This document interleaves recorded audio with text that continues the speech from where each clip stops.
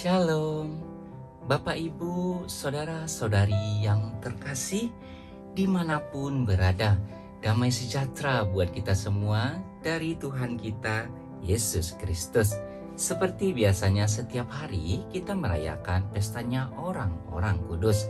Nah, hari ini, hari Selasa tanggal 15 Maret tahun 2022, kita memperingati hari rayanya Santa Lucia de Marillac Janda. Saya akan menceritakan bagaimana kisah dan perjalanan Santa ini. Dengarkan ya Bapak Ibu, Saudara-saudari yang terkasih. Lucia tergolong anak yang malang. Ketika usianya baru berusia 3 tahun, ibunya meninggal dunia. Ayahnya menikah lagi dengan seorang janda yang mempunyai 4 orang anak. Perkembangannya tidak dipedulikan oleh ibu tirinya. Setelah beberapa tahun, ia dimasukkan ke dalam biara. Disinilah mulai tumbuh minatnya pada kehidupan membiara. Tetapi karena kesehatannya terganggu, ia keluar lagi dari asrama itu. Pada usia 22 tahun, ia menikah dengan seorang putra bangsawan yang bernama Antonius Legras, sekretaris istana Ratu Prancis.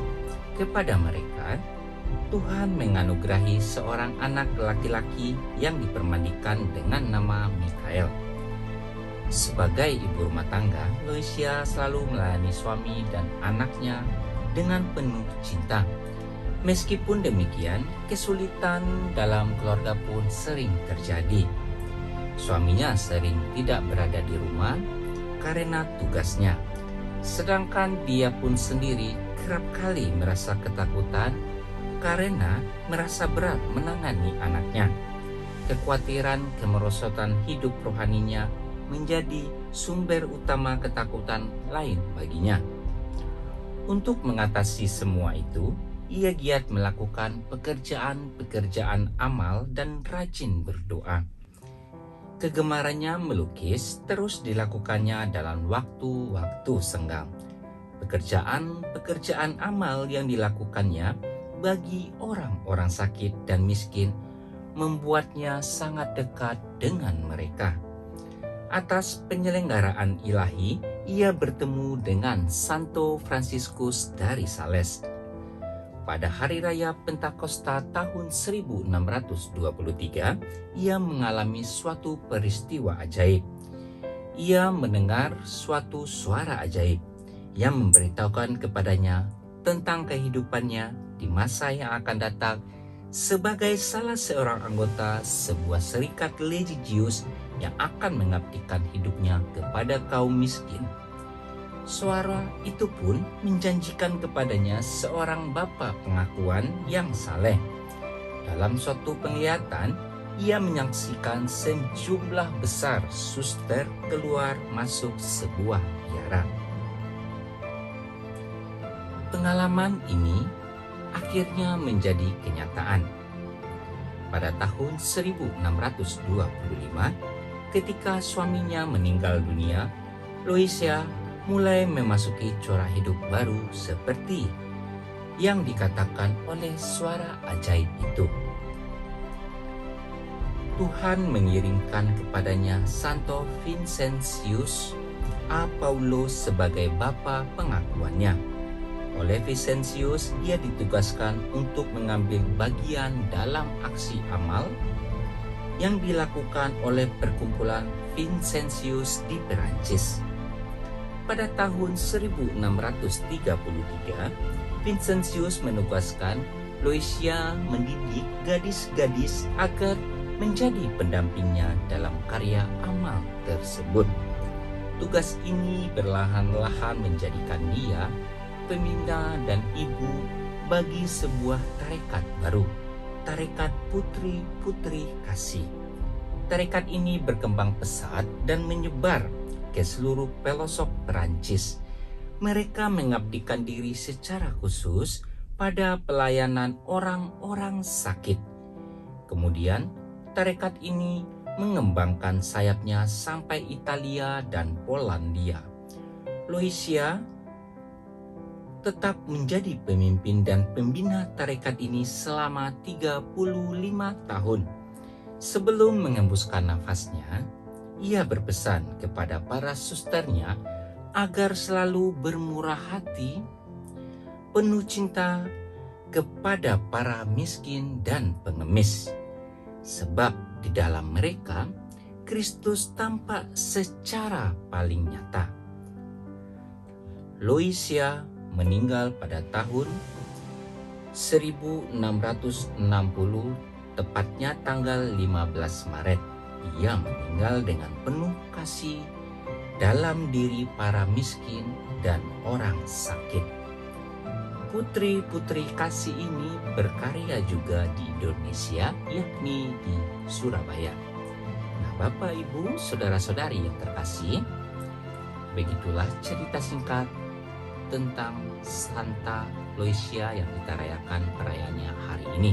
Semoga kita yang mendengarkan kisahnya Santa hari ini semakin diberkati oleh Tuhan kita Yesus Kristus dan juga bisa meneladani, meniru, melakukan, bahkan mengidolakan Santa ini buat jadi panutan kita. Khususnya bagi ibu-ibu yang saat ini udah merasa kehilangan suami, karena Santa Loisia de Marillac ini adalah seorang janda, di mana sisa hidupnya hanya digunakannya untuk melayani Tuhan kita Yesus Kristus. Bapak, Ibu, saudara-saudari yang terkasih, saya mohon pamit lagi untuk melanjutkan bacaan liturgi hari ini dan juga renungan harian Katolik.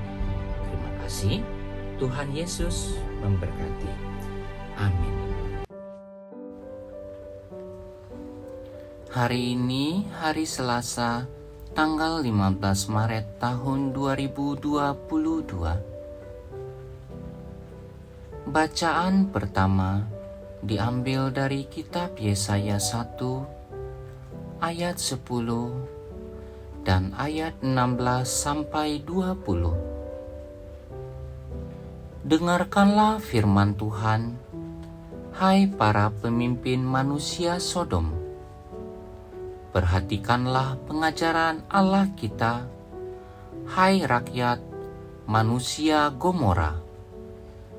Basuhlah, bersihkanlah dirimu, jauhkanlah perbuatan-perbuatanmu yang jahat dari depan mataku. Berhentilah berbuat jahat, belajarlah berbuat baik. Usahakanlah keadilan, kendalikanlah orang kejam. Belalah hak anak-anak yatim, perjuanganlah perkara janda-janda, lalu kemarilah dan baiklah kita berperkara. Firman Tuhan, sekalipun dosamu merah seperti kirmizi, akan menjadi putih seperti salju.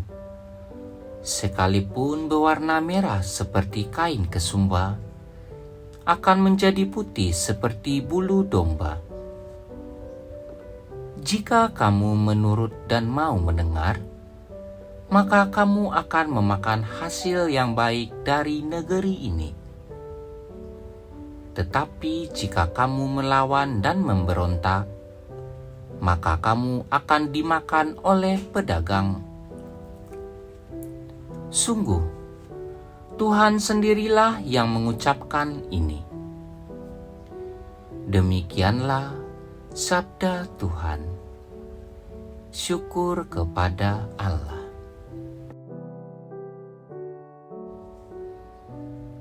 Inilah Injil Tuhan kita Yesus Kristus menurut Matius. Dimuliakanlah Tuhan. Bacaan Injil diambil dari Matius 23 ayat 1 sampai 12. Sekali peristiwa berkatalah Yesus kepada orang banyak dan murid-muridnya, ahli-ahli Taurat dan orang-orang Farisi telah menduduki kursi Musa. Sebab itu, turutilah dan lakukanlah segala sesuatu yang mereka ajarkan kepadamu. Tetapi janganlah kamu turuti perbuatan mereka, karena mereka mengajarkan tetapi tidak melakukannya. Mereka mengikat beban berat, lalu meletakkannya di atas bahu orang, tetapi mereka sendiri tidak mau menyentuhnya. Semua pekerjaan yang mereka lakukan hanya dimaksud supaya dilihat orang. Mereka memakai tali sembahyang yang lebar dan jumbai yang panjang. Mereka suka duduk di tempat terhormat dalam perjamuan dan di tempat terdepan di rumah ibadat. Mereka suka menerima penghormatan di pasar dan suka dipanggil rabi. Tetapi kamu janganlah suka disebut rabi, karena hanya satulah rabimu dan kamu semua adalah saudara. Dan janganlah kamu menyebut siapapun bapa di bumi ini, karena hanya satulah Bapamu, yaitu Dia yang di surga. Janganlah pula kamu disebut pemimpin, karena hanya satu pemimpinmu, yaitu Kristus. Siapapun yang terbesar di antara kamu, hendaklah ia menjadi pelayanmu. Barang siapa meninggikan diri akan direndahkan, dan barang siapa merendahkan diri akan ditinggikan. Demikianlah Injil Tuhan. Terpujilah Kristus. Renungan Harian Katolik. Hari ini hari Selasa, tanggal 15 Maret tahun 2022. Perasaan bersalah bisa saja membebani seseorang dan bahkan bisa berlahan-lahan menekan kehidupan orang tersebut. Terlebih lagi ketika perasaan bersalah ini sering diperbuluk oleh orang lain yang terus mengungkap rasa bersalah tersebut. Aneh, namun tidak terlalu aneh bahwa orang cenderung bersukacita dan bersukacita atas kesalahan dan kesalahan orang lain. Yang mungkin membuat kita mengingat ungkapan lucu, namun jujur ini, ketika saya melakukan hal yang benar, tidak ada yang ingat. Tetapi ketika saya melakukan hal yang salah, tidak ada yang lupa. Itu berasal dari kecenderungan untuk membuat diri sendiri terlihat besar dengan membuat orang lain terlihat kecil. Namun, dalam hidup, kita harus mengakui bahwa kita membuat kesalahan pada suatu hal atau hal lain. Dan ketika kita melakukan sesuatu yang salah, kita tidak membutuhkan pengingat. Pengingat hanya membuat rasa bersalah semakin besar. Yang kita butuhkan adalah kasih sayang dan pengampunan. Pada bacaan pertama, Tuhan memberi kita pengingat.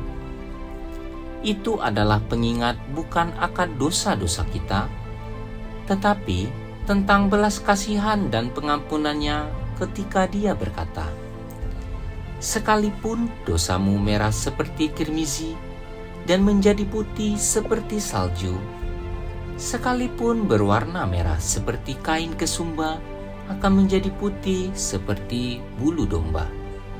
Yesus datang untuk melepaskan beban rasa bersalah dan malu kita dengan belas kasihan dan pengampunannya. Dengan kuasa kasih-Nya, Yesus membebaskan kita. Mari kita pada gilirannya juga melepaskan dan membebaskan orang lain dari rasa bersalah dan malu mereka. Semoga demikian. Amin.